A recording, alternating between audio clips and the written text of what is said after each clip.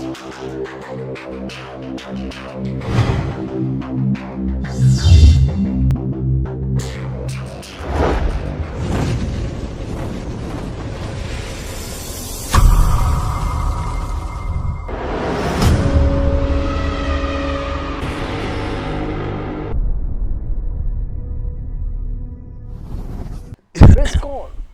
ನಿಮಗೆ ಬಿಡುಗಡೆ ಮಾಡ್ತದೆ. ಈ ಕಾರ್ಯಕ್ರಮಕ್ಕೆ ಮತ್ತೊಮ್ಮೆ ನಿಮ್ಮನ್ನು ಸ್ವಾಗತಿಸ್ತಾ ಇದ್ದೇನೆ. ದೇವ ಮಕ್ಕಳೇ, ಆಸರು ಚಾನಲ್ ಮುಖಾಂತರ ಬರುವಂಥ ಈ ಒಂದು ಕಾರ್ಯಕ್ರಮವು ಬಲವುಳ್ಳದಾಗಿದೆ. ಅಷ್ಟೆಲ್ಲ ಎಷ್ಟೋ ಜನರು ಇದನ್ನು ನೋಡಿ ಬಹಳವಾಗಿ ಏನು ಆಸಕ್ತಿಯಿಂದ ಸತ್ಯದ ವಿಷಯದಲ್ಲಿ ತಿಳ್ಕೊಂಡು ಅವರ ಜೀವಿತದಲ್ಲಿ ಏನು ಸತ್ಯದ ವಿಷಯದಲ್ಲಿ ಹೆಚ್ಚು ಜ್ಞಾನ ಪಡೆದುಕೊಂಡು ಆ ದೇವರ ರಾಜ್ಯದಲ್ಲಿ ಬೆಳೀತಾ ಇದ್ದಾರೆ. ಅದಕ್ಕಾಗಿ ಕೋಟಿ ಕೋಟಿ ಸ್ತೋತ್ರವಾಗಲಿ ಯೇಸು ಕ್ರಿಸ್ತನಿಗೆ. ವಿಶೇಷವಾಗಿ ನಮ್ಮ ಮಧ್ಯದಲ್ಲಿ ಪಾಸ್ಟರ್ ಪೀಡ ಕೊಡಸ್ ಅವರಿದ್ದಾರೆ. ಅವರು ನಾವು ಯೇಸು ನಾಮದಲ್ಲಿ ಸ್ವಾಗತಿಸ್ತಾ ಇದ್ದೇನೆ. ಇವತ್ತು ನಾವು ಪೇತ್ರನು ಬರೆದ 2ನೇ ಪತ್ರಿಕೆಯಲ್ಲಿ ಅದೇ 3ನೇ ಅಧ್ಯಾಯದಲ್ಲಿ 11ರಿಂದ 14 ವಾಕ್ಯಗಳನ್ನು ಧ್ಯಾನ ಮಾಡೋಣ. ಇವೆಲ್ಲವುಗಳು ಹೀಗೆ ಲಯವಾಗಿ ಹೋಗುವುದರಿಂದ ನೀವು ದೇವರ ದಿನದ ಪ್ರತ್ಯಕ್ಷತೆಯನ್ನು ಎದುರು ನೋಡುತ್ತಾ ಹಾರೈಸುತ್ತಾ ಎಷ್ಟೋ ಪರಿಶುದ್ಧವಾದ ನಡವಳಿಕೆಯೂ ಭಕ್ತಿಯೂ ಉಳ್ಳವರಾಗಿರಬೇಕಲ್ಲ. ಆ ದಿನದಲ್ಲಿ ಆಕಾಶಮಂಡಲವು ಬೆಂಕಿ ಹತ್ತಿ ಲಯವಾಗಿ ಹೋಗುವುದು, ಸೂರ್ಯ ಚಂದ್ರ ನಕ್ಷತ್ರಗಳು ಉರಿದು ಕರಗಿ ಹೋಗುವವು. ಆದರೆ ನಾವು ದೇವರ ವಾಗ್ದಾನವನ್ನು ನಂಬಿ ನೂತನ ಆಕಾಶಮಂಡಲವನ್ನು ನೂತನ ಭೂಮಂಡಲವನ್ನು ಎದುರು ನೋಡುತ್ತಾ ಇದ್ದೇವೆ. ಅವುಗಳಲ್ಲಿ ನೀತಿಯು ವಾಸವಾಗಿರುವುದು.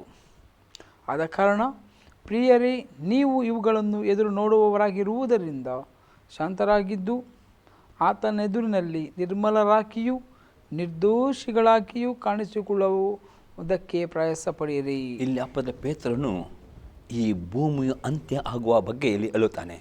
ಈ ಭೂಮಿ ಅಂತ್ಯ ಆಗುವ ಮೊದಲು ಯೇಸು ಕ್ರಿಸ್ತನ ಪ್ರತ್ಯಕ್ಷತೆ ಬಗ್ಗೆ ಹೇಳ್ತಾನೆ. ನಾವು ನೋಡ್ತೇವೆ, ಯೇಸು ಕ್ರಿಸ್ತನ ಪ್ರತ್ಯಕ್ಷತೆ ಅಥವಾ ರ್ಯಾಪ್ಚರ್ ಮೊದಲು ಆಗಬೇಕು. ಅನಂತರ 7 ವರ್ಷ ಅಂತೂ ಕ್ರಿಸ್ತನ ಆಳ್ವಿಕೆ ಬರ್ತದೆ. ಅದ ನಂತರ ಯೇಸುವಿನ 2ನೇ ಬರೋಣ ಬರ್ತದೆ. 2ನೇ ಬರೋಣ ಬಂದ ನಂತರ 1000 ವರ್ಷ ನಾವು ಈ ಭೂಮಿನ ಆಳುತ್ತೇವೆ. ಆನಂತರ ಈ ಭೂಮಿಯು ಹೋಗಿ ನೂತನ ಭೂಮಿ ನೂತನ ಆಕ್ರಮಣದಲ್ಲಿ ಸೃಷ್ಟಿ ಮಾಡ್ತಾನೆ. ಈಗ ಪೇತ್ರನು ಹೇಳ್ತಾನೆ, ಆ ಯೇಸು ಕ್ರಿಸ್ತನ ಪ್ರತ್ಯಕ್ಷತೆಯಲ್ಲಿ ಅಥವಾ ಆತ ರ್ಯಾಪ್ಚರ್ನಲ್ಲಿ ಪಾಲ್ಗೊಳ್ಳಾಗಬೇಕಾದ್ರೆ ನಾವು ಏನಾಗಬೇಕು? ಈಗ ಲೋಕ ನೋಡುವಾಗ ಲೋಕದ ಅನೇಕ ಘಟನೆ ನೋಡ್ತೇವಲ್ಲ, ಅದು ನೋಡುವಾಗ ಪೇತ್ರದಲ್ಲಿ ನಾವು ಪರಿಶುದ್ಧರಾಗಿ ನಿರ್ದೋಷಗಳಾಗಿ ಜೀವಿಸೋದಕ್ಕೆ ನಾವು ಪ್ರಯತ್ನ ಮಾಡಬೇಕು ಎಂಬುದಾಗಿ ಇಲ್ಲಿ ಪೇತ್ರನು ಹೇಳುತ್ತಾನೆ. ಯಾಕಂದರೆ ಪರಿಶುದ್ಧತೆ ಇಲ್ಲದೆ ಯಾರಿಗೆ ಪಾಲಕ್ಕೆ ಹೋಗ್ಲಿಕ್ಕೆ ಆಗುವುದಿಲ್ಲ, ಪರಿಶುದ್ಧತೆ ಇಲ್ಲದೆ ಯಾರಿಗೆ ರ್ಯಾಪ್ಚರ್ ಆಗಲಿಕ್ಕೆ ಆಗುವುದಿಲ್ಲ. ಪರಿಶುದ್ಧತೆ ಅಂದರೆ ಪಾಪದ ಜೀವಿತವನ್ನು ಹಾಗೆ ಮಾಡಿಕೊಂಡು ದೇವರ ವಾಕ್ಯಕ್ಕೆ ವಿಧೇಯರಾಗಿ ನಡೆಯುವುದು ಪರಿಶುದ್ಧತೆ ಆಗಿದೆ. ಈಗಿನ ಕಾಲದಲ್ಲಿ ಪಾಪ ಪ್ರಸಂಗನೇ ಇಲ್ಲ ಅಲ್ಲ. ಅದು ಯಾರು ಅದು ಪರಿಶುದ್ಧವಾಗಿ ಜೀವನ ಮಾಡಲಿಕ್ಕೆ ಒಪ್ಪಿಸ್ಕೊಂಡಿಲ್ಲವಾದರೆ ದೇವರು ಅವರಿಗೆ ಶಿಕ್ಷೆಗೊಳಪಡಿಸ್ತಾನೆ. ಒಂದೇ ರೂಪಾಂತರ ಮೊದಲು ಶಿಕ್ಷೆ ಬರಬಹುದು, ಅದು ರೂಪಾಂತರ ನಂತರ ಬರೋ ಶಿಕ್ಷೆ ಭಯಂಕರವಾದ ಕಷ್ಟಗಳು. 7 ವರ್ಷ ಭಯಂಕರವಾದ ಹಿಂಸೆಗಳು, ಭಯಂಕರವಾದ ಕಷ್ಟಗಳು, ಭಯಂಕರವಾದ ರೋಗಗಳು. ಅಲ್ಲಿ ರಕ್ತ ಸಾಕ್ಷಿಯಾಗಿ ಜೀವನ ಮಾಡಕ್ಕೆ ಒಪ್ಪಿಸ್ಕೊಳ್ಬೇಕು ಅವರಿಗೆ ನಿತ್ಯ ಜೀವ ಬೇಕಾದರೆ. ಅದಕ್ಕೋಸ್ಕರ ಅದು ಬೇಡ. ಇವಾಗಲೇ ಏನು ಮಾಡಬೇಕು? ಪ್ರಯತ್ನ ಮಾಡಬೇಕು. ಪರಿಶುದ್ಧರಾಗಿ ಜೀವನ ಮಾಡಿ ಪ್ರಯತ್ನ ಮಾಡುವವರಿಗೆ ಸಾಧ್ಯ ಉಂಟು. ಪ್ರಯತ್ನ ಮಾಡಿದವರಿಗೆ ದೇವರು ಸಾಧ್ಯ ಮಾಡ್ತಾನೆ. ಏಕೆಂದರೆ ದೇವರು ಅವರ ಪಾಪಕ್ಕೆ ತಕ್ಕ ಹಾಗೆ ದೇವರು ಅವರಿಗೆ ಶಿಕ್ಷೆಗೆ ಒಳಪಡಿಸಿ ಪರಿಶುದ್ಧ ಪಾಲರಾಗುವುದಾಗಿ ಮಾಡುತ್ತಾನೆ. ಆಗ ಶಿಕ್ಷೆಗಳು ಬರೋ ಎಂಥದ್ದೇ ನೋವುಗಳು ಬರ್ತವೆ, ಕಷ್ಟಗಳು ಬರ್ತವೆ, ಅನೇಕ ವೇದನೆಗಳು ಬರ್ತವೆ. ಅದನ್ನೆಲ್ಲ ತಾಳಿಕೊಳ್ಳುವ ತನಕ ಕಷ್ಟ ಅನುಭವ ಮಾಡಬೇಕಾಗಿದೆ. ಆರಿಸುವಿಕೆ ನಮ್ಮದು ನಿಮ್ಮದು. ನನಗೆ ಕಷ್ಟ ಬೇಡ, ಹಿಂಸೆ ಬೇಡ, ನನಗೆ ದೇವರ ಕೃಪೆ ದಿನ ಅನುಭವ ಮಾಡಬೇಕು. ಹಾಗಾದರೆ ನಾನು ಪರಿಶುದ್ಧ ಜೀವನ ಮಾಡಲಿಕ್ಕೆ ಪ್ರಯತ್ನ ಮಾಡಬೇಕು. ಮತ್ತು ದೇವರ ಕೃಪೆ ಕೊಟ್ಟಿದೆ ಪರಿಶುದ್ಧ ಜೀವನ ಮಾಡಲಿಕ್ಕೆ ಎಂಬುದಾಗಿ ನಾವು ನೋಡುತ್ತೇವೆ. ಈಗ ಕಷ್ಟ ಹಿಂಸೆಗಳು ಬೇಡ ಅಂತ ಹೇಳಿ ನೀವು ಹೇಳಿದ್ರಲ್ಲ, ಪರಿಶುದ್ಧತೆ ಇದ್ದರೆ ಅದು ಇರುವುದಿಲ್ಲ. ಹಾಗಾದರೆ ಪರಿಶುದ್ಧತೆ ಇಲ್ಲದವರ ಜೀವಿತ ಹೇಗಿರ್ತದೆ? ಪರಿಶುದ್ಧತೆ ಇಲ್ಲದ ಜೀವಿತದಲ್ಲಿ ಅನೇಕ ಕಷ್ಟಗಳು, ಅನೇಕ ವೇದನೆಗಳು, ಅನೇಕ ನಷ್ಟಗಳು, ಅನೇಕ ಥರದ ಇಕ್ಕಟ್ಟುಗಳು, ನೋವುಗಳು, ಕಣ್ಣೀರು ಅವರಲ್ಲಿರ್ತವೆ. ಅದು ಯಾವ ರೀತಿ? ನೀವು ಒಂದು ವಾಕ್ಯಗಳನ್ನು ಅನುಸಾರವಾಗಿ ನಾವು ನೋಡ್ತೇವೆ. ಇಬ್ರಿಯವರಿಗೆ ಬರೆದ ಪತ್ರಿಕೆಯಲ್ಲಿ 12ನೇ ಅಧ್ಯಾಯದಲ್ಲಿ 5ರಿಂದ 11 ವಾಕ್ಯ ತನಕ ಓದೋಣ. ಇಬ್ರಿಯು ಚಾಪ್ಟರ್ 12 verse 5 to 11. ಮಕ್ಕಳಿಗೆ ಹೇಳುವಂತೆ ನಿಮಗೆ ಹೇಳಿದ ಎಚ್ಚರಿಕೆಯ ಮಾತನ್ನು ಮರೆತು ಬಿಟ್ಟಿದ್ದೀರೋ? ಏನೆಂದರೆ, ಮಗನೇ, ಕರ್ತನ ಶಿಕ್ಷೆಯನ್ನು ತಾತ್ಸಾರ ಮಾಡಬೇಡ. ಕರ್ತನು ನಿನ್ನನ್ನು ಗದರಿಸುವಾಗ ಬೇಸರಗೊಳ್ಳಬೇಡ. ಕರ್ತನು ತಾನು ಪ್ರೀತಿಸುವವನನ್ನೇ ಶಿಕ್ಷಿಸುತ್ತಾನೆ. ತಾನು ಸೇರಿಸಿಕೊಳ್ಳುವ ಪ್ರತಿಯೊಬ್ಬ ಮಗನನ್ನು ಹೊಡೆಯುತ್ತಾನೆ ಎಂಬುದು. ನೀವು ಶಿಕ್ಷಿತರಾಗುವುದಕ್ಕಾಗಿ ನಿಮಗೆ ಶಿಕ್ಷೆಯಾಗುತ್ತದೆ, ತಿಳಿದು ಅದನ್ನು ಸಹಿಸಿಕೊಳ್ಳ್ರಿ. ದೇವರು ನಿಮ್ಮನ್ನು ಮಕ್ಕಳೆಂದು ನಡೆಸುತ್ತಾನೆ. ತಂದೆಯಿಂದ ಶಿಕ್ಷೆ ಹೊಂದದ ಮಗನೆಲ್ಲಿ? ಮಕ್ಕಳೆಲ್ಲರೂ ಹೊಂದುವ ಶಿಕ್ಷೆಯು ನಿಮಗುಂಟಾಗಿದ್ದರೆ ನೀವು ಆಧಾರದಿಂದ ಹುಟ್ಟದವರೇ ಹೊರತು ಪುತ್ರರಲ್ಲ. ಇದು ಮಾತ್ರವಲ್ಲದೆ ನಮ್ಮನ್ನು ಶಿಕ್ಷಿಸಿದಂಥ ಶರೀರ ಸಂಬಂಧವಾದ ತಂದೆಗಳನ್ನು ಸನ್ಮಾನಿಸಿದೆವಷ್ಟೇ. ನಮ್ಮ ಆತ್ಮಗಳಿಗೆ ತಂದೆಯಾಗಿರುವ ಆತನಿಗೆ ನಾವು ಎಷ್ಟು ಹೆಚ್ಚಾಗಿ ಒಳಪಟ್ಟು ಜೀವಿಸಬೇಕಲ್ಲವೇ? ಆ ತಂದೆಗಳು ಕೆಲವು ದಿವಸಗಳ ಪ್ರಯೋಜನವನ್ನು ಲಕ್ಷ್ಯಕ್ಕೆ ತಂದುಕೊಂಡು ನಮ್ಮನ್ನು ತಮ್ಮ ಮನಸ್ಸಿಗೆ ತೋರಿದಂತೆ ನಮ್ಮನ್ನು ಶಿಕ್ಷಿಸಿದರು. ಆತನಾದರೂ ನಾವು ತನ್ನ ಪರಿಶುದ್ಧತೆಯಲ್ಲಿಯೂ ಪಾಲುಗಾರರಾಗಬೇಕೆಂದು ನಮ್ಮ ಹಿತಕ್ಕಾಗಿ ಶಿಕ್ಷಿಸುತ್ತಾನೆ. ಯಾವ ಶಿಕ್ಷೆಯಾದರೂ ತಾತ್ಕಾಲಕ್ಕೆ ಸಂತೋಷಕರವಾಗಿ ತೋರದೆ ದುಃಖಕರವಾಗಿ ತೋರುತ್ತದೆ. ಆದರೂ ತರುವಾಯ ಅದು ಶಿಕ್ಷೆ ಹೊಂದಿದವರಿಗೆ ನೀತಿ ಎಂಬ ಫಲವನ್ನು ಕೊಟ್ಟು ಮನಸ್ಸಿಗೆ ಸಮಾಧಾನವನ್ನು ಉಂಟು ಮಾಡುತ್ತದೆ. ಇಲ್ಲಿ ನೋಡ್ತೇವೆ, ದೇವರ ವಾಕ್ಯದ ದೇವರು ತನ್ನ ಮಕ್ಕಳಿಗೆ ಆರಿಸುವಿಕೆ ಕೊಟ್ಟಿದ್ದಾನೆ, ಚಾಯ್ಸ್ ಕೊಟ್ಟಿದ್ದಾನೆ. ಅಪೊಸ್ತಲ ಪೇತ್ರ ಹೇಳ್ತಾನೆ, ಪರಲೋಕ ಪರಿಶುದ್ಧ ಪಟ್ಟಣವಾಗಿದೆ. ರ್ಯಾಪ್ಚರ್ ಆಗಬೇಕಾದ್ರೆ ಪರಿಶುದ್ಧದಲ್ಲದೆ ರ್ಯಾಪ್ಚರ್ ಆಗಲಿ ಆಗೋದಿಲ್ಲ. ಅದಕ್ಕೆ ದೇವರ ವಾಕ್ಯ ಕೊಡಲ್ಪಟ್ಟಿದೆ. ನಾವು ದೇವರ ವಾಕ್ಯ ಓದಿ ಧ್ಯಾನ ಮಾಡಿ ವಿಧೇಯರಾಗಿ ಜೀವನ ಮಾಡಿ ಪ್ರಯತ್ನ ಮಾಡಿದರೆ ದೇವರ ಆತ್ಮ ನಮಗೆ ಸಹಾಯ ಮಾಡ್ತಾನೆ. ಆಗ ಸ್ವಲ್ಪ ಪಾಪಕ್ಕೆ ಸ್ವಲ್ಪ ಶಿಕ್ಷೆ ಬರ್ಬೋದು. ಆದರೆ ಯಾರು ಪರಿಶುದ್ಧರಾಗಿ ಜೀವನ ಮಾಡಲಿಕ್ಕೆ ಪ್ರಯತ್ನ ಮಾಡಿಲ್ಲ, ಆಗ ದೇವರವರಿಗೆ ಕಠಿಣ ಶಿಕ್ಷೆಗಳು ಪಡಿಸುವಾಗ ಅನೇಕ ವೇದನೆಗಳು, ಅನೇಕ ನೋವುಗಳು ಅವರು ಅನುಭವ ಮಾಡಬೇಕು. ಅದೇ ದೇವರು ಏನು ಮಾಡ್ತಾನೆ, ಪ್ರೀತಿಯಿಂದ ಅವರು ಪರಿಶುದ್ಧ ಪಾಲ್ಗೊಳ್ಳಾಗಬೇಕು, ನಿತ್ಯ ನರಕಕ್ಕೆ ಹೋಗಬಾರ ಮೆಚ್ಚಲಿ ಅವರನ್ನು ಶಿಕ್ಷೆಗೆ ಒಳಪಡಿಸ್ತೇವೆ ನಾವು ನೋಡ್ತೇವೆ. ಅದು ಈ ಶಿಕ್ಷೆ ಅಂತ ದೇವರ ಶಿಕ್ಷೆ ಬೇಡ. ಆದರೆ ಏನು ಮಾಡಬೇಕು, ನಾವು ಗೊತ್ತಿರಬೇಕು, ನಮ್ಮ ದೇವರು ಪ್ರೀತಿ ಸ್ವರೂಪನು. ಹಾಗೇ ಏನು ಮಾಡ್ತಾನೆ, ಪಾಪಿಗಳನ್ನು ಪ್ರೀತಿಸ್ತಾನೆ, ಪಾಪವನ್ನು ಏನು ಮಾಡ್ತಾನೆ ದೇವರು ಖಂಡಿಸ್ತಾನೆ, ಮತ್ತು ಪಾಪ ಜೀವಿಸೋರಿಗೆ ಶಿಕ್ಷೆಯನ್ನು ಕೊಡುತ್ತಾನೆ. ಅದಕ್ಕೋಸ್ಕರ ಆ ಶಿಕ್ಷೆ ನಮಗೆ ಬೇಡ. ನಾವೇನು ಮಾಡಬೇಕು, ನಮ್ಮ ತಂದೆಗೆ ವಿಧೇಯರಾಗಬೇಕು. ಈಗ ನಿಮಗೆ ಗೊತ್ತುಂಟು, ನಿಮ್ಮ ತಂದೆ ನಿಮಗೆ ಬುದ್ಧಿ ಹೇಳ್ತಾರೆ, ಮಗನೇ ನೀನು ಹಾಗೆ ಮಾಡಬೇಡ. ಮೊದಲೇ ತಂದೆ ಹೇಳ್ತಾರೆ, ಈಗ ನಾವು ಮಕ್ಕಳಿಗೆ ಅಲ್ಲ, ಈಗ ನಮ್ಮ ತಂದೆ ಕೋಪ ಅಂದರೆ ತಂದೆ ಅಂದರೆ ನಿಮಗೆ ಹಾಗೆ ಬೇಡ. ನಮ್ಮ ಮಕ್ಕಳು ಏನು ಮಾಡ್ತಾರೆ, ತಂದೆಯನ್ನು ಮೆಚ್ಚುತ್ತಾರಲ್ಲ. ಹಾಗೆ ದೇವರ ವಾಕ್ಯ ದೇವರು ಪರಿಶುದ್ಧನು. ನಾವು ಪರಿಶುದ್ಧ ಜೀವನ ಮಾಡಬೇಕು, ದೇವರ ವಾಕ್ಯ ನಮಗೆ ಹೇಳ್ತದೆ. ನಾವು ಪ್ರಯತ್ನ ಮಾಡಬೇಕು. ನಾವು ಮಾಡದೇ ಇರುವುದಾದರೆ ದೇವರು ಪ್ರೀತಿ ಎಂದರೆ ದೇವರು ಕೋಪದಿಂದಲ್ಲ, ಪ್ರೀತಿಯಿಂದ ಕೃಪೆಯಿಂದ ನರಕಕ್ಕೆ ಹೋಗಬಾರದು. ಯಾಕಂದರೆ ಪರಲೋಕಕ್ಕೆ ಬರಬೇಕಾದ ಪರಿಶುದ್ಧತೆ ಬೇಕು. ನಾವು ಈ ಸಂಕರ ಮಾಡಿ ನೀರಿನ ಮುಳುಗಿ ತೆಗೆದುಕೊಂಡು ಹೋಗಲಿ, ನಾವು ಕಂಪ್ಲೀಟ್ ಪರಿಪೂರ್ಣ ಆಗೋದಿಲ್ಲ. ನಾವು ನಮ್ಮ ಶರೀರ ಪ್ರಾಣದಲ್ಲೇ ಪರಿಶುದ್ಧ ಆಗಬೇಕು. ಅದಕ್ಕೆ ದೇವರು ಶಿಕ್ಷೆಗೆ ಒಳಪಡಿಸ್ತದೆ. ಅದು ನೋವು ಬರ್ತವೆ, ದುಃಖವಾಗ್ತದೆ. ಅದು ಸಿಕ್ಕಿದ ಪೂರ ತಾಳಿ ನಂತರ ಮನ ಸಮಾಧಾನ ತೋರ್ತದೆ ಎಂಬುದಾಗಿ ಹೇಳ್ತದೆ. ಮಗನೇ, ಕರ್ತನ ಶಿಕ್ಷೆಯನ್ನು ತಾತ್ಸಾರ ಮಾಡಬೇಡ. ಆತನು ಗದರಿಸುವಾಗ ಬೇಸರಗೊಳ್ಳಬೇಡ. ಯಾಕಂದರೆ ಅನೇಕರು ಶಿಕ್ಷೆ ಬರುವಾಗ ಅವ್ರು ಏನು ಮಾಡ್ತಾರೆ, ತಾತ್ಸಾರ ಮಾಡ್ತಾರೆ, ದೇವರನ್ನು ಬಿಟ್ಟು ಬಿಡ್ತಾರೆ, ಸಭೆ ಬಿಟ್ಟು ಬಿಡ್ತಾರೆ, ದೇವರು ಗುಣಗುಟ್ಟು ಪುನಃ ಹಿಂದಕ್ಕೆ ಹೋಗ್ತಾರೆ, ಲೋಕ ಓದೋರಿದ್ದಾರೆ. ಅಲ್ಲ, ಈಗಿನ ಕಾಲದ ಬೋಧನೆಗಳು ಹೇಗಿದೆ ಅಂದರೆ, ಬ್ಲೆಸ್ಸಿಂಗ್ಗಳು ಮಾತನಾಡ್ತಾರೆ, ಆಶೀರ್ವಾದಗಳು, ಪ್ರಾಸ್ಪರಿಟಿ, ಹೀಲಿಂಗ್ಸು, ನಿಮಗೆ ಶಾರೀರಿಕ ಆರೋಗ್ಯ ಉಂಟಾಗ್ತದೆ, ನಿಮಗೆ ಕಷ್ಟಗಳಿಲ್ಲ, ನಿಮಗೆ ಕಣ್ಣೀರಿಲ್ಲ, ನಿಮಗೆ ಸಮಸ್ಯೆನೇ ಇಲ್ಲ, ನಿಮಗೆ ಇಕ್ಕಟ್ಟು ಇಲ್ಲ, ದೇವರು ಏನು ನಿಮ್ಮನ್ನು ಶಿಕ್ಷಿಸುವುದಿಲ್ಲ, ಆತನು ಪ್ರೀತಿ ಸ್ವರೂಪನು. ಈ ರೀತಿಯೆಲ್ಲ ಬೋಧನೆಗಳು ನಾವು ಎಷ್ಟೋ ಕೇಳಿದ್ದೇವೆ, ಆಯಿತಾ. ಈಗಿನ ದೊಡ್ಡ ದೊಡ್ಡ ಪ್ರೀಚರ್ಗಳು ಅಂತ ಹೇಳಿಸ್ಕೊಳ್ತಾರೆ, ಅವರೇ ಹೀಗೆ ಮಾತಾಡ್ತಾರೆ. ಏನು ನೀವೇನು ಹೀಗೆ ಹೇಳುವುದಂತ ನಮ್ಮನ್ನು ಅಥವಾ ಹೀಗೆ ಹೇಳುವವರನ್ನು ಖಂಡಿಸುವವರು ಕೂಡ ಇದ್ದಾರೆ. ಇದರ ವಿಷಯದಲ್ಲಿ ಅದು ನಮಗೆ ಗೊತ್ತದೆ, ವಾಕ್ಯ ಹೋಲಿಕೆ ಮಾಡೋ ಅದು ಸುಲಭ ಬೋಧನೆ ಆಗಿದೆ. ದೇವರ ವಾಕ್ಯ ಇರ್ತದೆ, ದೇವರು ಪ್ರೀತಿ ಸ್ವರೂಪನು. ಹಾಗೆ ಪ್ರೀತಿಯಿಂದ ದೇವರ ವಾಕ್ಯ ಅವಿಧರಾದವರಿಗೆ, ಪಾಪ ಮಾಡುವ ಶಿಕ್ಷೆ ಕೊಡೋದು ದೇವರ ವಾಕ್ಯ ಅತಿ ಸ್ಪಷ್ಟವಾಗಿ ಹೇಳ್ತದೆ. ಎಂದಿಗೂ ದೇವರ ವಾಕ್ಯ ನಾವು ತಪ್ಪಿಸಿದಾಗ ಅನೇಕರು ಏನು ಮಾಡಿ ದೇವರ ವಾಕ್ಯವನ್ನು ಮೀರಿ ಹೋಗ್ತಾರೆ. ದೇವರ ವಾಕ್ಯ ನಾವು ಪ್ರತಿಯೊಂದು ಬೋಧನೆ ದೇವರ ವಾಕ್ಯನ ಶೋಧಿಸಬೇಕು. ಆ ಬೋಧನೆ ದೇವರ ವಾಕ್ಯ ಅನುಗುಣ ಉಂಟು ಅಂತ ಪರಿಚಯ ಮಾಡಿ. ಇವತ್ತು ಅನೇಕ ಸೇವಕರು ವಾಕ್ಯಕ್ಕೆ ಅನುಗುಣವಿಲ್ಲದ ಸಂದೇಶ ಕೊಡುತ್ತಾರೆ. ಅದಕ್ಕೆ ಅಪೊಸ್ತಲ ಪೌಲನು ಹೇಳ್ತಾನೆ, ನಾವು ಪ್ರತಿಯೊಂದು ಬೋಧನೆಯನ್ನು ವಾಕ್ಯದಲ್ಲಿ ಪರೀಕ್ಷೆ ಮಾಡಬೇಕು. ವಾಕ್ಯ ಅತಿ ಸ್ಪಷ್ಟತೆ ದೇವರ ಪರಿಶುದ್ಧನಾಗಿದ್ದಾನೆ. ಯೇಸು ಕ್ರಿಸ್ತ ನಂಬಿ ನೀರಿನಲ್ಲಿ ಮುಳುಗಿದಷ್ಟನ್ನು ತೆಗೆದುಕೊಳ್ಳುವಾಗ ನಿಮ್ಮ ಆತ್ಮದಲ್ಲಿ ಪರಿಶುದ್ಧತೆ ಬಂದಿದೆ. ಅದು ದೇವರ ಆತ್ಮ ನಿಮ್ಮ ಆತ್ಮದಲ್ಲಿ ನೆಲೆಗೊಳ್ಳುತ್ತಾನೆ. ಅದು ನಿಮ್ಮ ಶರೀರ ಪ್ರಾಣ ಅಲ್ಲಿ ಪರಿಶುದ್ಧ ಒಂದೇ ರಾತ್ರಿ ಪರಿಶುದ್ಧ. ಅದು ದಿನಾಲೂ ನಾವು ವಾಕ್ಯಕ್ಕೆ ವಿಧರಾಗಿಕೊಂಡು ಪಾಪನ ಹಾಗೆ ಮಾಡಿ ಬಂದರೆ ನಾವು ಪರಿಶುದ್ಧರಾಗಿ ಬರ್ತೇವೆ. ಇದು ಕೆಲವರು ಮಾಡುವುದಿಲ್ಲ. ಈಗ ನೀವು ಹೇಳಿದ ಕೆಲವು ಸುಳ್ಳು ಬೋಧನೆಯವರಿಗೆ ಏನು ಮಾಡ್ತಾರೆ, ಅವರು ಸಂಕರ ಮಾಡ್ತಾರೆ, ನೀರು ಮುಳುಗಿದ ಸಭೆಗೆ ಬರ್ತಾರೆ. ಮತ್ತು ಅವ್ರ ಕೆಲವು ಬೋಧನೆ ಏನು ಪ್ರಾಸ್ಪೆರಿಟಿ ಇರ್ತಾರೆ. ಅವ್ರು ಪ್ರಾಸ್ಪೆರಿಟಿಯೇ ಹೋಗ್ತಾರೆ, ಪ್ರಾಸ್ಪೆರಿಟಿ ಬೇಡ ಇಲ್ಲದಿಲ್ಲ. ಆದರೆ ಪಾಪ ಬಗ್ಗೆ ಅವ್ರು ಖಂಡಿಸ್ತಿಲ್ಲ. ಅವರಿಗೆ ಯಾವಾಗ ಶಿಕ್ಷೆ ಬರ್ತದೆ ನಿಮಗೆ ದೇವರ ವಾಕ್ಯದಲ್ಲಿ ನಾವು ತೋರಿಸ್ತೇನೆ. 2ನೇ ಪೇತ್ರ, ನಿಮ್ಮ ಪ್ರಶ್ನೆ ಒಳ್ಳೆದುಂಟು, ನಿಮಗೆ ನಾವು ತೋರಿಸ್ಕೊಡ್ತೇನೆ ನಿಮ್ಮ ಉತ್ತರದಲ್ಲಿ. 2ನೇ ಪೇತ್ರನ ಪತ್ರಿಕೆ 2ನೇ ಆದ್ಯದಲ್ಲಿ ನಾವು ನೋಡೋಣ. 2 Peter 2 verse 8ರಿಂದ 10 ತನಕ ಓದಿ. 9ರಿಂದ 10ನೇ ವಾಕ್ಯದ ಓದಿ. ಕರ್ತನು ಭಕ್ತರನ್ನು ಕಷ್ಟದೊಳಗಿಂದ ತಪ್ಪಿಸುವುದಕ್ಕೂ ದುರ್ಮಾರ್ಗಿಗಳನ್ನು ನ್ಯಾಯತೀರ್ಪಿನ ದಿನದ ತನಕ ಶಿಕ್ಷಾನುಭವದಲ್ಲಿ ಇಡುವುದಕ್ಕೂ ಬಲ್ಲವನಾಗಿದ್ದಾನೆ. ನೋಡಿ, ಇಲ್ಲಿ ಹೇಳ್ತಾನೆ, ಕರ್ತನು ಭಕ್ತರನ್ನು. ಯಾರು ಭಕ್ತರು? ದೇವರ ವಾಕ್ಯದ ಪ್ರಕಾರ ನಡೆಯುವ ಭಕ್ತರು ಅಥವಾ ಸಂತವರು ಎಂದು ಯಾರು ದೇವರ ವಾಕ್ಯ ನಡೆಯುವ ಭಕ್ತರನ್ನು ಕಷ್ಟಗಳು. ಯಾವ ಕಷ್ಟ?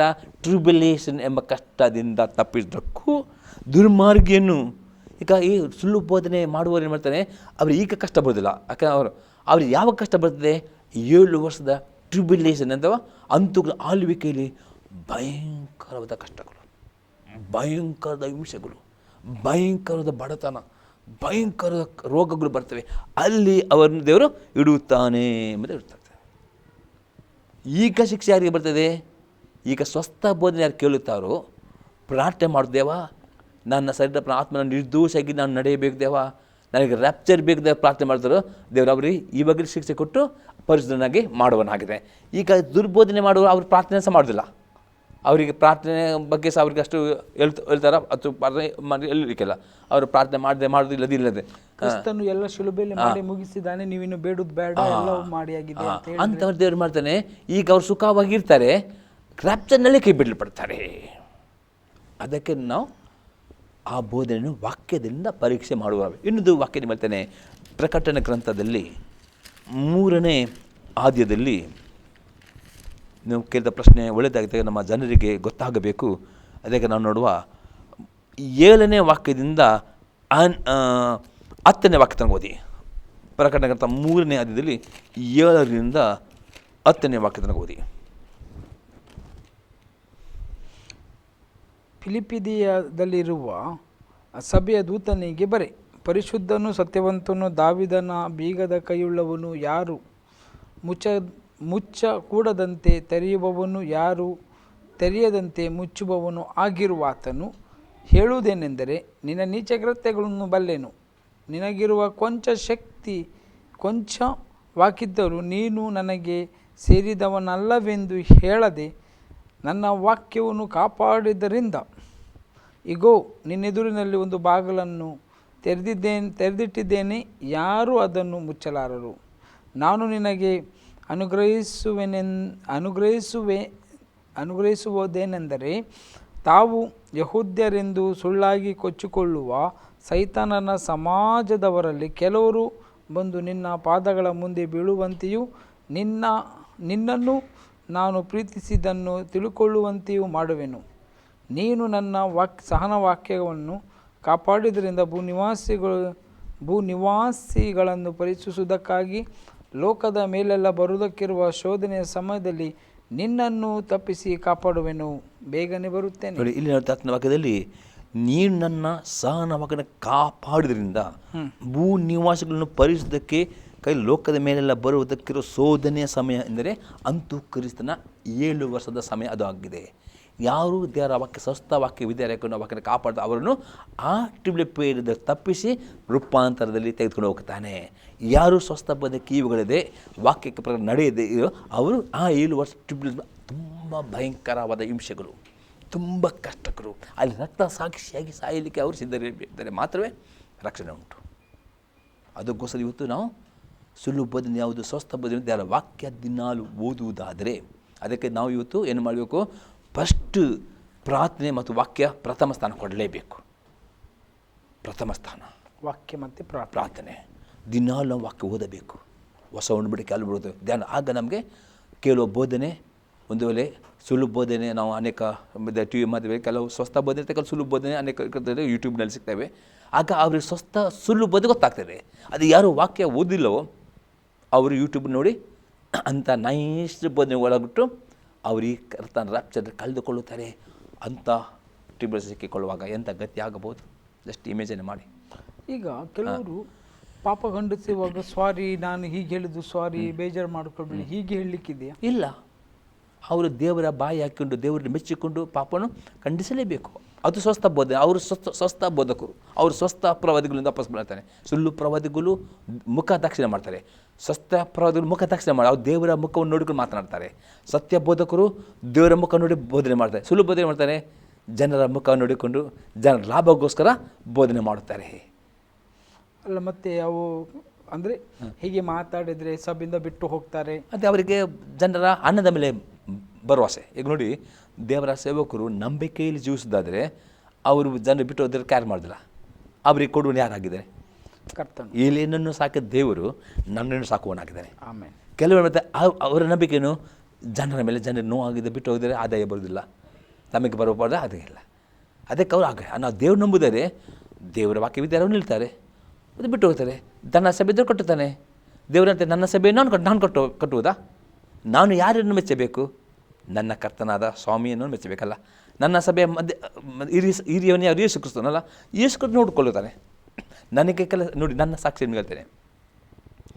ನಾನು ಫುಲ್ ಟೈಮ್ ಸೇವೆಗೆ ಬಂದ ನಂತರ ನನ್ನ ದೊಡ್ಡ ಮಗಳು ಶಾಲೆಗೆ ಹೋಗ್ತಿದ್ದಳು.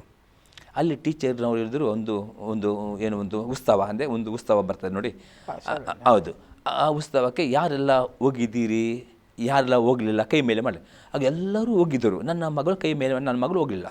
ನನ್ನ ಮಗಳು ಮನೆಗೆ ಬಂದು ಆಡಿ ನನಗೆ ತುಂಬ ನಾಚಿಕೆ ಆಯಿತು, ಅವಮಾನ ಮಾಡಿದರು. ಎಲ್ಲ ಮಕ್ಕಳು ಉತ್ಸವಕ್ಕೆ ಹೋಗಿದ್ದು, ನಾನೊಂದು ಹೋಗಲಿಲ್ಲ, ತುಂಬ ಕೂಗಿದ್ದರು. ನನಗೆ ತುಂಬ ನೋವಾಯಿತು. ನಾನಾಗದೆ ಅವರ ಸೇವೆ ಫುಲ್ ಟೈಮ್ ಸೇವೆಯನ್ನು ಒಪ್ಪಿಸ್ಕೊಂಡೆ. ಮತ್ತು ನಾನು ಮನಕಲ್ಲಿ ಪ್ರಾರ್ಥನೆ ಮಾಡಿದೆ, ನಾನು ಕೆಲಸ ಮಾಡುವುದಾದರೆ ನನ್ನ ತಂದೆಯ ಜವಾಬ್ದಾರಿ ಅಲ್ಲ, ನನ್ನ ಮಕ್ಕಳನ್ನು ಸಾಕೋದು ಜವಾಬ್ದಾರಿ ಯಾರು? ತಂದೆಯ ಜವಾಬ್ದಾರಿ.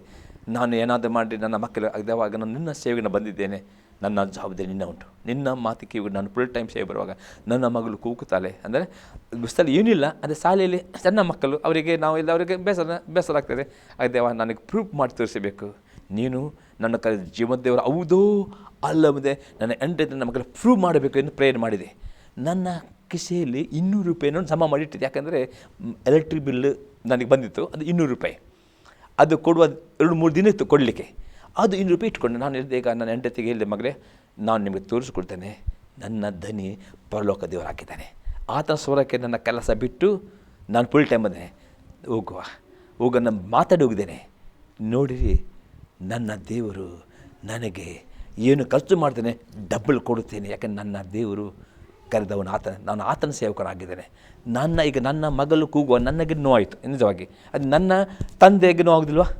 ಯಾಕೆ ಸ್ವಾಭಾವಿಕ ನನ್ನ ಅಂದರೆ ಅವಳು ಕೂಗೋದಂತ ಮಕ್ಕಳು ಅಂದರೆ ದೊಡ್ಡ ಏನು ವಿಷಯ ಇಲ್ಲ. ಅದೇ ಟೀಚರ್ನವ್ರ ಮಕ್ಕಳು ಅವಮಾನ ಮಾಡೋದು ಕೂಗುವಾಗ ನನಗೆ ನೋವಾಗ ನನ್ನ ತಂದೆ ನೋವಾಗೋದಿಲ್ವಾ? ನಾನು ನಂಬಿಕೆದು ಹೋದೆ. ನೋಡಿ, ಅಲ್ಲಿ ಹೊಸ ಏನಿಲ್ಲ, ಟಿಕೆಟ್ಗೆ 50 200 ರೂಪಾಯಿ ಖಾಲಿ ಆಯಿತು. ಪೆಟ್ರೋಲ್ಗೆ ಹಾಕಿ ಹಣ ಇಲ್ಲ. ನನ್ನ ಹೆಂಡತಿ ಹೇಳಿದೆ, ನಾನು ಅದು ಮೊದಲು ಬಡ್ಕಲ್ನಲ್ಲಿ ಸೇವೆ ಮಾಡುವಾಗ ನನ್ನ ಬೈಕಲ್ಲಿ ಪೆಟ್ರೋಲ್ ಅಡ್ಡದಲ್ಲಿ ಖಾಲಿ ಆಯಿತು. ಪೆಟ್ರೋಲ್ ಇಲ್ಲ. ಪೆಟ್ರೋಲ್ ಟ್ಯಾಂಕ್ ಬರೀ 3-4-5 ಕಿಲೋಮೀಟ್ರ್ ಉಂಟು ಬಡ್ಕಲ್ ಸೇವೆ ಮಾಡುವಾಗ. ಆಗ ಆ ಮಗಳು ನನ್ನ ಸಣ್ಣವಳಿದ್ದರು, 8 ತಿಂಗಳ ಮಗಳು. ನಾನು ನನ್ನ ಹೆಂಡತಿ ಹೇಳಿದೆ, ನಂಬಿಕೆ ಮಾಡೋಣ, ಪೆಟ್ರೋಲ್ ಟ್ಯಾಂಕ್ ಕೈ ಇಟ್ಟು ಯೇಸು ಕ್ರಿಸ್ತ ನಾಮದಲ್ಲಿ ಇಲ್ಲಿ ಪೆಟ್ರೋಲ್ ಟ್ಯಾಂಕಲ್ಲಿ ಪೆಟ್ರೋಲ್ ತುಂಬಬೇಕು, ನನಗೆ ಹಣ ಬಂದು ನಾನು ಪೆಟ್ರೋಲ್ ಹಾಕುವುದನ್ನು ಪೆಟ್ರೋಲ್ ಖಾಲಿ ಆಗೋದನ್ನು ಪ್ರೇರ್ ಮಾಡಿ ನಂಬಿಕೆ ಕಿಕ್ಕೊಟ್ಟು ಬೈಕ್ ಸ್ಟಾರ್ಟ್ ಆಯಿತು. ಮನೆಗೆ ಹೋದೆ, ಹಣ ಬರ್ತನ ಕಾದೆ. ಮನೆಯಿಂದ ಅಪ್ಪನ ಪೆಟ್ರೋಲ್ ಬಂಕ್ಗೆ ಹೋಗಿ 2 ಕಿಲೋಮೀಟ್ರ್ ಉಂಟು. ಅಲ್ಲಿ ಹೋಗೋದನ್ನು ಪೆಟ್ರೋಲ್ಗೆ ಓಪನ್ ಮಾಡಲಿಲ್ಲ. ಅಲ್ಲಿ ಹೋದ ನಂತರ ಪೆಟ್ರೋಲ್ ಹಾಕಿದೆ. ನಾನು ಇದನ್ನ ಹೆಂಡತಿಗೆ ಪೆಟ್ರೋಲ್ ಖಾಲಿ ಆಗುವಾಗ ಅದ್ಭುತ ಮಾಡಿ ದೇವರು, ಅದೇ ದೇವರು ಅದ್ಭುತ ಮಾಡ್ತಾನೆ, ಚಿಂತೆ ಮಾಡಬೇಡ ಅಂದರೆ ಹಾಗೆ ಮಾಡಿ ಮನೆಗೆ ಬಂದು ಪ್ರೇಯರ್ ಬಂದು ಒಂದು ಫೋನ್ ಬಂತು ಕಾಪುವಿಂದ, ಪಾಸ್ಟರ್ ನಮ್ಮ ಮನೆಗೆ ಬಂದು ಪ್ರೇಯರ್ ಮಾಡಲಿಕ್ಕೆ ಬರಬೇಕು. ಹೆಂಗಂದ್ರೆ ಆಯಿತು. ನನ್ನ ಹೆಂಡತಿ ಪೆಟ್ರೋಲ್ ಇಲ್ಲ, ನಾನು ಹೆದರಬೇಡಿ, ನನ್ನ ದೇವರು ಪೆಟ್ರೋಲ್ ಮಾಡಿದರೆ ಅದೇ ಯೂಸ್ ಪೆಟ್ರೋಲ್ ಕೊಡ್ತಾನೆ ನಂಬಿಕೆ ಹೋದೇವೆ. ಹೋಗಿ ಎಲ್ಲ ಪ್ರೇಯರ್ ಮಾಡಿ ನಾವು ಯಾರ ಥರ ನಾವು ಸೇವ್ ಮಾಡಿದ್ರೆ ಯಾರ ಥರ ನಾನು ಕೊಡಿ ನಾವು ಕೇಳೋದಿಲ್ಲ. ಎನಿಸ್ಲಿಕ್ಕೆ ಆಗದಷ್ಟು ನಾವು ಖರ್ಚು ಮಾಡಿ 200 ರೂಪಾಯಿ ಅದರ ಡಬ್ಬಲ್ ಟ್ರಿಬಲ್ ಅವರ ಕವನ ಹಾಕ್ಕೊಂಡು ಸೇವಕರೇ ನಮ್ಮ ಮನೆಗೆ ಒಂದು ಪ್ರೇಯರ್ ಮಾಡೋದಕ್ಕೆ ನಮಗೆ ಅವರಿಗೆ ಸ್ವಲ್ಪ ಕಷ್ಟಪಟ್ಟು ಬಡ್ಡಿಗಳಾದಕ್ಕೆ ಅವರು ಕಾಣೆ ಕೊಡುವಾಗ ಅಲ್ಲಿ ನನ್ನ ಹೆಂಡತಿ ಮಕ್ಕಳಿಗೆ ಗೊತ್ತಾಯಿತು, ನಾನು ಸೇವೆ ಮಾಡೋದು ನನ್ನ ದೇವರು ಜೀವಂತ ದೇವರು ಆಗಿದ್ದಾನೆ, ನನ್ನ ಯಜಮಾನ ಆತನು ಆಗಿದ್ದಾನೆ, ನನ್ನ ಕಣ್ಣುಗಳು ಮನಸ್ಸು ನೋಡಿದ್ರೆ ಕಣ್ಣು ಆತನ ನೋಡ್ತವೆ. ಅದು ಈ ರೀತಿ ನಂಬಿಕೆ ಇರೋ ಸೇವಕರು ಪಾಪನ ಖಂಡಿಸ್ತಾರೆ. ಕೆಲವರು ಅದು ನಂಬಿಕೆ ಇಲ್ಲ, ಅವ್ರೇನು ಮಾಡ್ತಾರೆ, ಮನುಷ್ಯ ಇವರೇ ನೋವಾದರೆ ಹೋದರೆ ನಮಗೆ ಬರುವುದಿಲ್ಲ ಎಂಬುದಾಗಿ ಎರಡೂ ಮಾಡ್ತಾರೆ. ಆಗ ನಿಮ್ಮ ನಂಬಿಕೆ ಯಾರ ಮೇಲೆ ಉಂಟು ಅದು ಇಂಪಾರ್ಟೆಂಟ್. ಸಸ್ತ ಬೋಧಕರು ದೇವರನ್ನೇ ನೋಡಿದ ಸಾಯ ಎಲ್ಲಿಂದ ಬರುವುದು, ಭೂಮಿ ಆಕಾಶ ಮಾಡುವ ಪರದೇವರನ್ನೇ ಸಾಯ ಬರುವುದು. ಅದು ಯಾರನ್ನು ನನಗೋಸ್ಕರ ಕಲಿಸಿಕೊಡ್ಬೋದು, ಹೌದಲ್ಲ? ಹೌದು. ಅವ್ರಿಗೆ ಬಿಟ್ಟರೆ ಇನ್ನೊಬ್ಬರು ದೇವ್ರಿಗೆ ನನ್ನ ದೇವರು ನನ್ನ ಕೈ ಬಿಡ್ತಾನ ಇಲ್ಲ. ಯಾರ ಸವರ ಕೈಲಿ ಸೇವೆ ಬಂದು ಯಾರು ಕೊಡ್ತಾರೆ ಅಂದಲ್ಲ, ದೇವರು ಕರೆದಕ್ಕೆ ಒಪ್ಪಿಸ್ಕೊಟ್ಟದಲ್ಲ. ಹೌದು, ಅದು ಇಂಪಾರ್ಟೆಂಟ್ ಆಗಿದೆ. ಅಂಥ ಕರಿವಿಕೆ ನಮಗಿರಬೇಕು. ಅಂದರೆ ಈಗ ಯಾಕಂದರೆ ಕೆಲವರು ಹೇಳುವುದು ಇಲ್ಲ, ಜನರಿಗೆ ನೀವು ಪ್ರೀತಿಯಿಂದ ತಿದ್ದಿಕೊಂಡು ಅವರಿಗೆ ನೈಸ್ ಮಾಡಿ ಹೇಳಿ ಅವರಿಗೆ ಅದು ಮನವರಿಕೆ ಆಗ್ತದೆ, ಆವಾಗ ನೀವು ಹೇಳಬೇಕು ಅಂತ ಹೇಳ್ತಾರೆ. ದೇವರ ಪ್ರೀತಿ ಪಾಪವನ್ನು ಖಂಡಿಸ್ತದೆ ನಿಜವಾಗಿ. ತಂದೆ ಅಲ್ಲಿ ಅದಕ್ಕೆ ಅಲ್ಲಿದ್ದಾನೆ, ತಂದೆಯಿಂದ ಹುಟ್ಟಿದ ಮಕ್ಕಳಿಗೆ ಶಿಕ್ಷೆ ಬರ್ತದೆ ಇರ್ತದೆ, ಆದ ಹುಟ್ಟಿದವರ ಮಕ್ಕಳಿಗೆ ಶಿಕ್ಷೆ ಬರೋದಿಲ್ಲ. ಅದೇ ಒಂದು ಕುರುಬ ಸಭಾ ಪಾಲ್ಗೊಂದು ಕುರುಬನ್ನು ನಿಜವಾಗಿ ಆ ಕುರಿ ಮಕ್ಕಳಿಗೆ ಚಿಂತೆ ಮಾಡಿದ್ದಾರೆ, ಅವನು ಏನು ಮಾಡ್ತಾನೆ, ಪ್ರೀತಿಯಿಂದ ನಿಮಿತ್ತ ಶಿಕ್ಷೆ ಕೊಡೋದು. ನಾವು ನಿಜವಾಗಿ ನಿಮ್ಮನ್ನು ಪ್ರೀತಿಸ್ತಾ ಇದೆ, ನಮ್ಮ ಮಕ್ಕಳು ತಪ್ಪಿದ್ದಾರೆ ಹೋಗೋಣ ಬುದ್ಧಿ ಹೇಳ್ತಾನೆ ಹೇಳಿದಿಲ್ಲ, ಹೇಳ್ತಾರೆ. ಬುದ್ಧಿ ಹೇಳಿದ್ರೆ ನಾನು ನಿಜವಾದ ಅಲ್ಲ, ನಾನು ಹಣಕ್ಕೋಸ್ಕರ ಇದ್ದ ಸೇವಕನು ಇಲ್ಲ, ನಾನು ಹಣಕ್ಕೋಸ್ಕರ ಬಂದ ಸೇವಕನು, ನಾನು ಯಾರಿಗೋಸ್ಕರ ಸೇವಕನು, ನನ್ನ ದೇವರಿಗೋಸ್ಕರ. ಆಮೇನ್ ಆಮೇನ್. ಆಗ ಅಂದರೆ ನಾವು ದೇವರ ವಾಕ್ಯವನ್ನು ಏನಿದೆ ಅದನ್ನು ಅವರಿಗೆ ಹೇಳುವುದು ನಮ್ಮ ಕರ್ತವ್ಯ ಅಲ್ವಾ? ಯಾಕಂದರೆ ನೋಡಿ, ನಮ್ಗೆ ಗೊತ್ತಿಲ್ಲ ಇವತ್ತು ಅವ್ರು ಪರಿಶುದ್ಧರಾಗಿದ್ದಾರೋ ಇಲ್ವೋ, ವಾಕ್ಯ ಮಾತ್ರ ಅವರ ಹೃದಯಾತ್ಮ ಪ್ರಾಣಗಳನ್ನು ತೂರಿ ಹೋಗುವಷ್ಟು ಹೌದು ಅಲ್ವಾ, ಹರಿತವಾದದ್ದು. ನಾವು ದೇವರ ವಚನ ಮಾತನಾಡುವಾಗ ಎದುರಿನಲ್ಲಿ ಯಾರೇ ಇರ್ಬೋದು, ಅವರು ಬೇಕಾದರೆ ಈ ದೇಶದ ದೊಡ್ಡ ಸೇವಕ, ಒಂದು ಪ್ರಧಾನಿ ಅಥವಾ ಏರೇ ಆಗಿರ್ಬೋದು ಅಥವಾ ರಾಜನೇ ಆಗಿರ್ಬೋದು, ಆ ವಾಕ್ಯವು ಅವನ ಹೃದಯದಲ್ಲಿ ಕಾರ್ಯ ಮಾಡ್ತಾರೆ ಅಲ್ವಾ? ಗುಪ್ತವಾಗಿರುವಂಥ ಅಗೋಚರವಾದಂಥ ಸಂಗತಿಗಳು ಬಯಲು ತಂದು ಅವರು ಪಾಪದ ಒಂದು ರಿಪೆಂಟೆನ್ಸಿಗೆ ಅಥವಾ ಪಾಪ ಪರಿವರ್ತನೆಗೆ ಒಂದು ಕಾರ್ಯವಾಗ್ತದೆ, ಅಥವಾ ನೀತಿವಂತಿಗೆ. ಇಲ್ಲದಿದ್ದರೆ ಸೈತಾನವನ್ನು ಬಡ್ಕೊಂಡು ಹೋಗ್ತಾನೆ ಅಲ್ವಾ? ಸೈತಾನ ಅವನನ್ನು ಯಾವ ರೀತಿಯಾಗಿ ಅವನು ನುಂಗಬೇಕಂತ ಅವನು ನೋಡ್ತಾ ಇರುವಾಗ ನಾವು ಏನೂ ಎಚ್ಚರಿಸದಿದ್ದರೆ ಅಲ್ಲಿ ಏನಾಗ್ತದೆ ಅಂದರೆ ಸೈತಾನಿಗೊಂದು ಅವಕಾಶ ಅವನ ಜೀವಿತದಲ್ಲಿ ಹಾಡು ಮಾಡಲಿಕ್ಕೆ ಅವಕಾಶ ಕೊಟ್ಟಾಗ್ತದೆ. ಮತ್ತು ಕ್ರಿಸ್ತನ ಸಾಕ್ಷಿ ಅಲ್ಲಿ ಕೆಡವಲ್ಪಡ್ತದೆ ಅಲ್ವಾ? ನಿಮ್ಮ ನಡೆಯಿಂದಾಗಲಿ ನುಡಿಯಿಂದಾಗಲಿ ಮಾತುಗಳಿಂದಾಗಲಿ ಕಾರ್ಯಗಳಿಂದ ಏನೋ ಮಾಡೋದಾದರೆ ಕ್ರಿಸ್ತನಿಗೆ ಮಹಿಮೆ ಆಗಬೇಕಂತ ಕೊಲೆಸದಲ್ಲಿ ಬರೆಯುತ್ತೆ. ಹೌದು ಅಲ್ವಾ? ಹೌದು. ಅದಕ್ಕಾಗಿ ಅಂದರೆ ಇಲ್ಲಿಗೆ ನನಗೆ ಬಹಳ ಇಷ್ಟವಾದದ್ದೇನೆಂದರೆ, ನೀವು ಶಿಕ್ಷಿತರಾಗುವುದಕ್ಕಾಗಿ ನಿಮಗೆ ಶಿಕ್ಷೆಯಾಗುತ್ತದೆ ತಿಳಿದು ಅದನ್ನು ಸಹಿಸಿಕೊಳ್ಳ್ರಿ. ಅಂದರೆ ಟ್ರೈನಿಂಗ್ ಅಲ್ವಾ? ಹೌದು. ದೇವರು ನಿಮ್ಮನ್ನು ಮಕ್ಕಳೆಂದು ನಡೆಸುತ್ತಾನೆ, ತಂದೆಯಿಂದ ಶಿಕ್ಷೆ ಹೊಂದದ ಮಗನಿಲ್ಲಿ. ಬಹಳ ಸುಂದರವಾಗಿ ಬರೆಯಲ್ಪಟ್ಟಿದೆ. ನಿಜವಾಗಿ ತಂದೆ ಹುಟ್ಟಿದ ಮಕ್ಕಳಿಗೆ ತಂದೆ ಶಿಕ್ಷೆ ಕೊಟ್ಟೇ ಕೊಡ್ತಾನೆ, ಅದು ನಿಜ. ತಂದೆ ಶಿಕ್ಷೆ ಕೊಡದ ಅವನು ನಿಜ, ಅವನು ಅಂದರೆ ಬಾಡಿಗೆ ತಂದೆ ಅಲ್ವಾ? ತಪ್ಪು ಮಾಡುವಾಗ ನಾವು ಮಕ್ಕಳನ್ನ ಗದರಿಸಿ ಆ ಒಂದು ಮಾರ್ಗದಲ್ಲಿ ಸರಿ ಮಾರ್ಗದಲ್ಲಿ ನಡೆಸುವಂಥದ್ದೇ ನಿಜ ತಂದೆಯ ಒಂದು ಒಳ್ಳೆಯ ಗುಣ ಅಲ್ವಾ?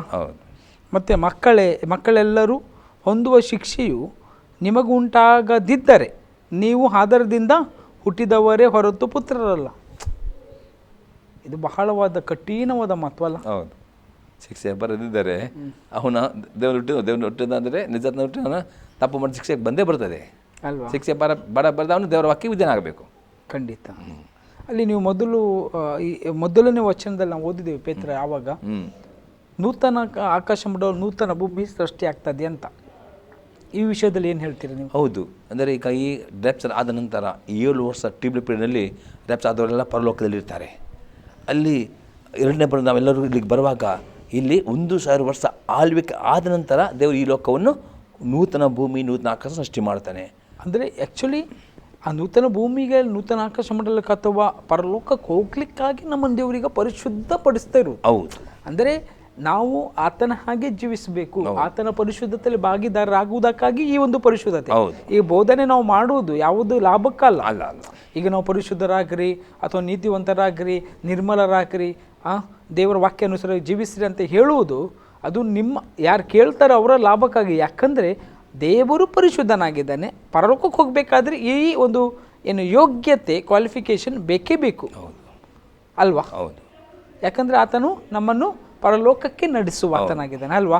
ಯಾಕಂದರೆ ಯೇಸು ಸ್ವಾಮಿ ನಮಗೆ ಹಿರಿಯ ಸಹೋದರನು ಅಥವಾ ಅಣ್ಣನು ಅಂತ ಹೇಳ್ಬೋದು ಅಲ್ವಾ? ಆತನು ನಮ್ಗೆ ಏನು ದಾರಿಯನ್ನು ತೋರಿಸಿದ್ದಾನೆ ಆ ಮಾರ್ಗದಲ್ಲಿ ನಾವು ನಡಿಬೇಕು ಅಲ್ವಾ? ಆ ದಾರಿಯನ್ನು ಬಿಟ್ಟು ನೀವು ಸ್ವಲ್ಪ ಈಚೆ ಹೀಗೆ ನಡೆದ್ರೆ ಅಡ್ಡಿಲ್ಲ ಅಂತ ಹೇಳಿದರೆ ಅದು ತಪ್ಪಾಗಿದೆ ಅಲ್ವಾ?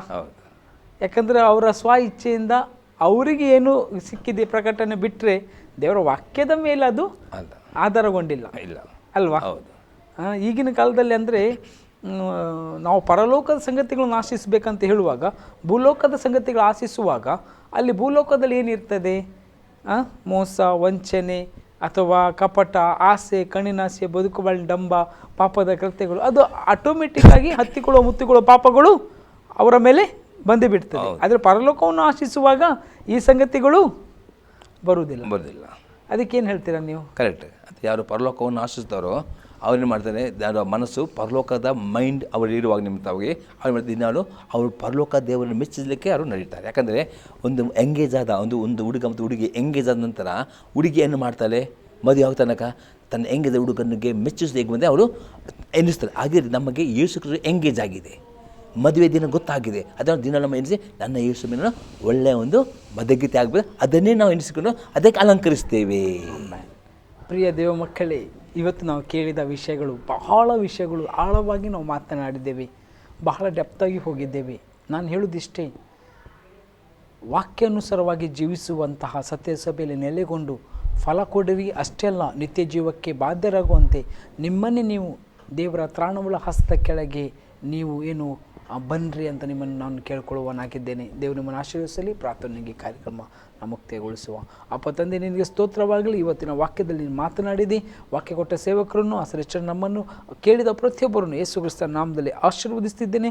ಬೇಕಾದಂತಹ ಎಲ್ಲ ಅಗತ್ಯತೆಗಳು ಒದಗಿ ಬರಲಿ. ಅಷ್ಟೇ ನಮ್ಮ ದೇವರು ಕರೆದಾತ ನಂಬಿಗಸ್ತನು, ನಮ್ಮನ್ನು ನಡೆಸ್ತಾನೆ. ಯಾಕಂದರೆ ನಮ್ಮನ್ನು ಕರೆದವನು ನಮ್ಮ ದೇವರಾಗಿದ್ದಾನೆ. ಅದಕ್ಕಾಗಿ ಯೇಸಪ್ಪ, ಯೇಸುವಿನ ನಾಮದಲ್ಲಿ ವೀಕ್ಷಿಸುವ ಪ್ರತಿಯೊಬ್ಬರಲ್ಲಿ ಮಾನಸಾಂತರವೂ ಮಹಿಮೆಯೂ ನಿನ್ನ ಕರ್ತನ ನಡೆಸುವಿಕೆ ಉಂಟಾಗಲಿ. ಬೇಕಾದಂಥ ಯಾವುದೇ ಅವಶ್ಯಕತೆ ಇಲ್ಲದೆ ಯೇಸು ನಾಮದಲ್ಲಿ ಒದಗಿ ಬರಲಿ. ಜಯವು ಮಹಿಮೆ ಅವರಿಗೆ ಉಂಟಾಗಲಿ. ಯೇಸು ಕ್ರಿಸ್ತ ನಾಮದಲ್ಲಿ ಬೇಡಿದ ನಿಜವುಳ್ಳ ಪರಲೋಕ ತಂದೆಯೇ, ಆಮೆನ್. ಮತ್ತೊಮ್ಮೆ ನಾವು ಬರೋ ತನಕ ಆಸರೆ ಚೆನ್ನಾಗಿ ವೀಕ್ಷಿಸ್ತಾ ಇರಿ. ವಂದನೆಗಳು.